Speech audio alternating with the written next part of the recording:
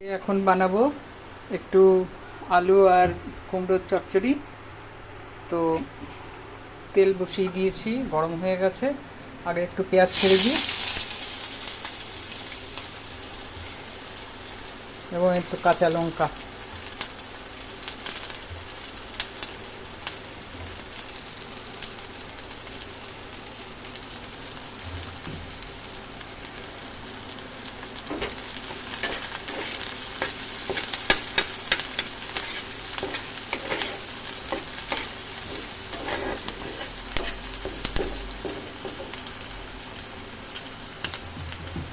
তো এটা ভাজা ভাজা হয়ে গেছে, বেশি ভাজবো না। এবারে দেবো আলু আর কুমড়ো।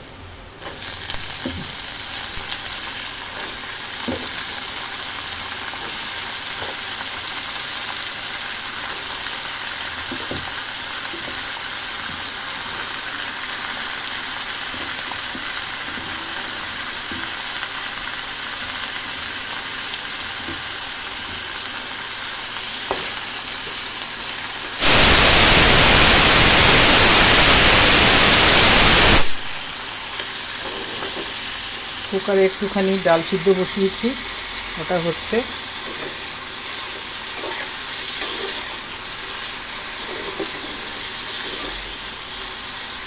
তো এটা হতে থাক।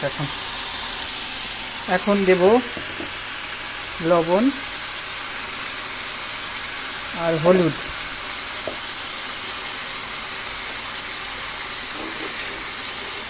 এটা দিয়ে একটু কষিয়ে নিই ভালো করে।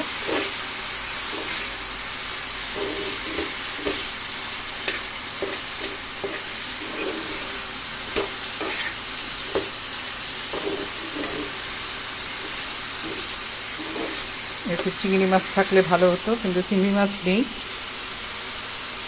তো আজকে মোরলা মাছ বানাবো। এরপরে হাতে মেখে মোরলা মাছের চচ্চড়ি বানাবো।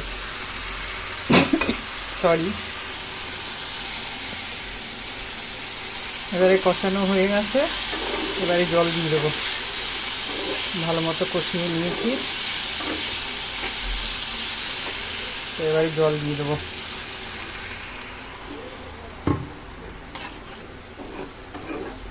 হতে থাক এখন। তো আমার আলু কুমড়োর তরকারিটা হয়ে গেল। একটু ঝোল ঝোল রাখবো, মাখা মাখা ঝোল ঝোল হবে।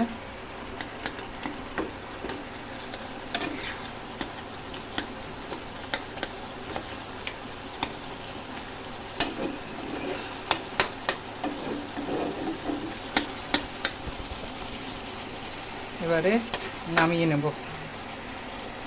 এবারে রান্না করব হাতে মেখে এই মোরলা মাছের তরকারি রান্না করব। তো কুচি কুচি করে লম্বা লম্বা চিকন করে এখানে আলু কেটে নিয়েছি, রসুন কেটে নিয়েছি, কাঁচা লঙ্কা করে চিড়ে নিয়েছি, টমেটো কেটে নিয়েছি এবং পেঁয়াজ কেটে নিয়েছি। এটার মধ্যে এই মোরলা মাছটা দিয়ে নুন হলুদ দিয়ে মাখাবো। নুন দিলাম, হলুদ দিলাম, এবারে একটু তেল দিয়ে দেবো।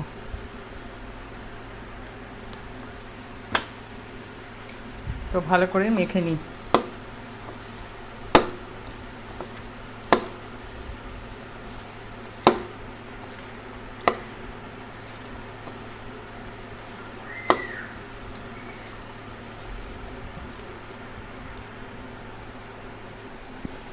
ভালো করে মেখে নিয়েছি, এবারে একটু তেল দেব।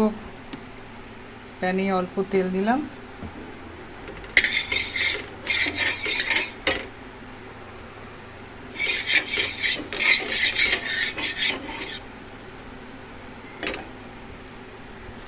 ব্যাস, তেল গরম হয়ে গেছে, আমি এটা ছেড়ে দিই। এবারে আস্তে আস্তে হতে থাক। এবারে একটু ধনে পাতা থাকলে ভালো হতো, ধনে পাতা নেই, আর কি করা যাবে।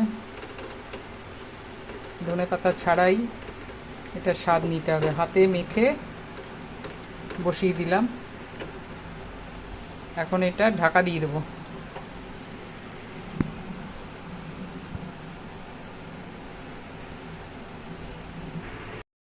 হয়ে গেল মাছের চচ্চড়িটা হাতে মাখানো।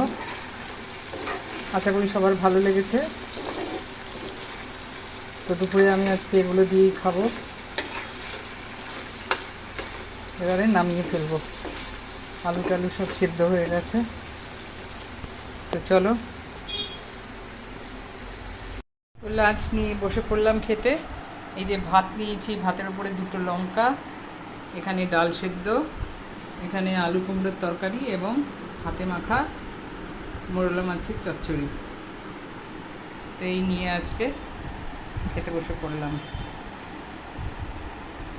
তো খাওয়া যাক।